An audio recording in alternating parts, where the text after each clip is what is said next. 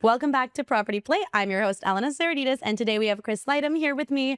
We're going to talk about what makes a great agent as well as 2026 market predictions. Okay. I know we're a little early for 2026. No, I don't think we are. Like it's frighteningly close.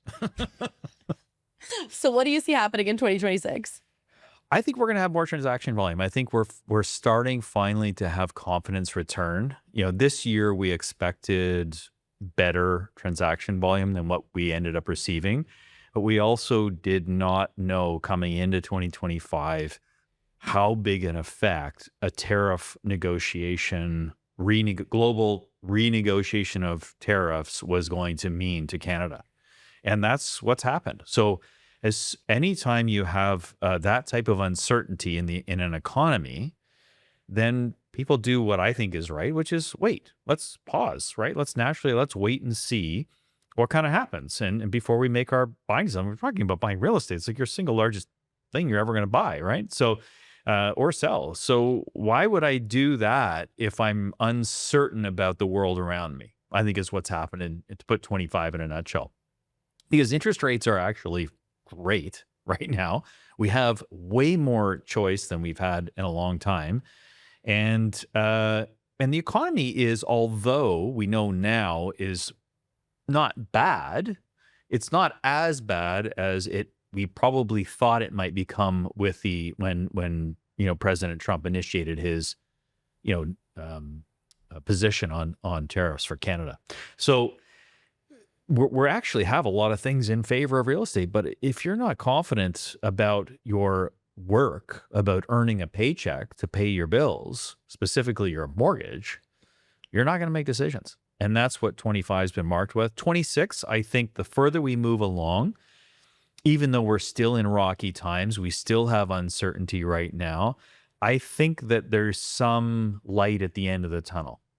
We've also realized that the country hasn't fallen apart. We haven't been purchased by another land, right? We're not another state. None of that is going to happen or has happened.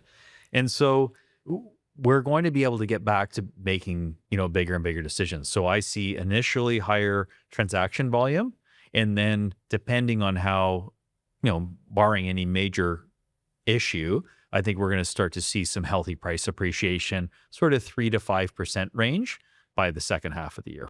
Okay. So you heard it here first. Buy before that happens. Is that what you're saying?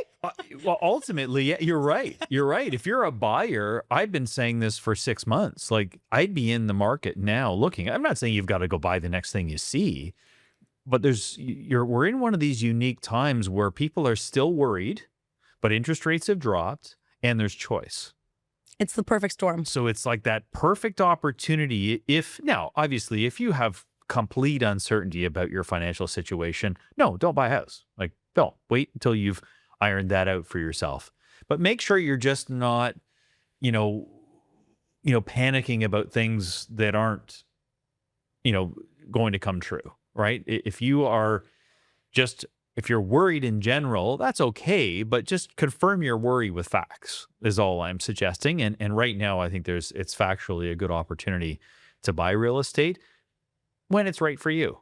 If you're planning on selling, if you've owned your home for 20, 30, 40 years, prices are actually today right about where they should be. And we do this analysis, and I know you do it for all your clients, right? Because I think it's important.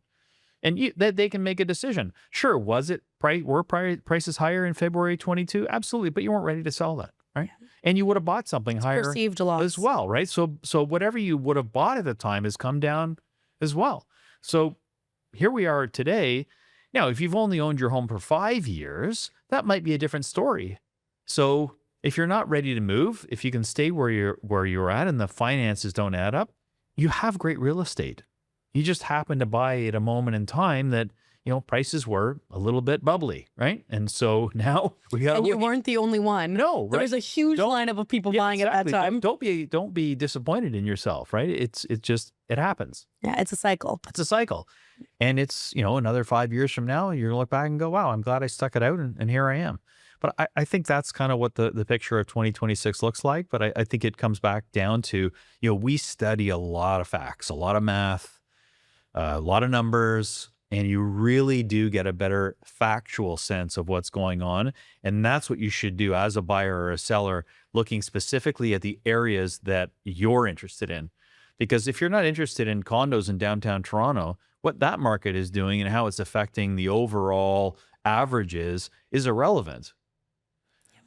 But if you own a detached home up in Vaughan, then the downtown market might be of interest because maybe you're looking to move downtown. I don't know. Like it's an interesting. You have to look at, submarkets and micro markets within the areas you're specifically interested in and really dig into those data points to understand what's working and what, if now is the right time to buy or sell.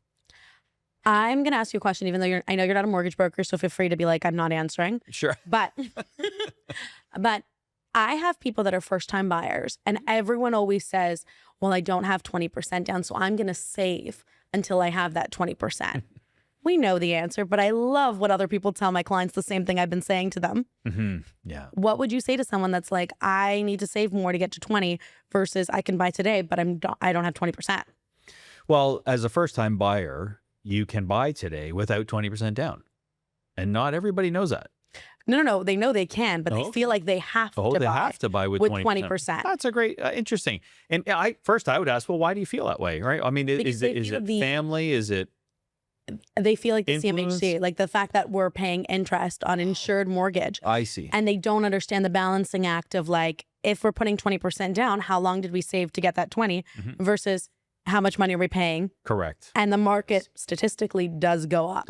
Exactly. And that's really the math you have to look at is if you imply some level of growth over, let's say it takes you another 5 years to get to your savings level of 20%, but you imply a low growth rate of, 2%, 3%, whatever you want to do over those next 5 years, you're going to see what the real cost of waiting is all about. And that's what my dad taught me from very early on. He said, the sooner you buy, the sooner it gets paid for. So worry less about timing the market and think more about time in the market. So, you can take any 20-year period in real estate in the GTA and you've made money. Any 20-year period. So even if you bought in February of 2022, you go to February of 2042, you're going to have made money, right? If you bought in, summer of 1988, before the crash in 89, summer of 2008, you had made a ton of money on that property. So it really is an important concept to really think about because we can get so caught up in that, well, I'm going to wait for a better time. Well, the longer you wait, the more expensive it ultimately is going to be for you over time. And the longer it takes for you to get the property paid for, because that's really a real key secret is that forced savings plan of owning real estate. You pay your own mortgage and every mortgage payment, a portion of that is paying down debt. So that's going into your pocket. And we know that whole dynamic, right? I mean, you talk about it with all your clients and educate them all, but that's really how you have to think about it. The sooner you get in, the sooner you're finished paying, the better life is. Yeah. And there's such thing as good debt. This is one of those things. This is the only, I would say probably the only good debt. Right? You're like, please don't tell me about any other debt. No. I can't think of any other good debt besides this. Real estate. You have to live somewhere. Yeah, exactly. Okay. We touched base on it a little while ago. Yes. What makes a good agent? What would you look at when you're hiring? Yeah, we really look at somebody who's really wants to be full-time in the business, that are really committed because, I think I mentioned it before, with a real estate license, it doesn't require you a certain number of hours to be participating in the industry. It's not like you've joined, the TD Bank and they've said, we need you here from 9 to 5 days a week, to do your job. That's not like, this is an independent contractor's business, right? You have a license to trade, so which gives you the legal right to trade in real estate, but there's no minimum number of hours you have to do every year. There's no minimum number of transactions. So we're really looking for people that are really committed to be full-time in the business. That's for certain. We're looking for people that are really interested to approach consumers and their job as an educator. We really want people to learn from our professionals what's going on in the market so they can just ultimately make a better decision. I always say this, we're not going to sell you anything at the end of the day. We're not going to force you to, here, take this house. Right? It's not going to happen. But what will really be super beneficial is if I can really help you determine if this is the right property, the right time, the right situation for you, so that when you do make that decision, you look back and go, oh my gosh, this is the right choice for me. And thank you for helping me see that. And that's the type of approach that we're looking for from realtors that we, hire for our organization. And we want people to be polished and professional in terms of how they approach and take care of people. Like we always say, we've done business on a handshake for 60 years. Our grandfather, Lisa told me you've been doing that. Yeah, right. On a handshake. Like this is what we do. Like our word is as good as whatever we say. Like whatever we say, we're committed to it. And that's the type of approach. Now, of course, there's contracts and all the things that this world today brings, but that's the type of approach that we want everybody to take and have. Because if you handle people that way, it's going to mean you're going to be in the business for another 60 years, right? Look, there's a reason why I picked Signature. I was not planning, and you know this, I wasn't going to come to a franchise. I was like, there is zero chance I'm joining a Royal Page. There's zero chance I'm joining any of the big franchises. I'm not coming. I had one meeting with Chris, and I was like, okay, maybe I am joining a franchise. That's very kind. No, but it's because of how you operate and how you treat the agents as if they are your clients, because we are your clients. Yes. And then we, in turn, are able to treat our clients 110 times more better because we have the support behind us. So it's great. Yeah, I'm happy. And that's okay. That's okay. I'm happy if too. You didn't know. If you didn't know, I'm happy.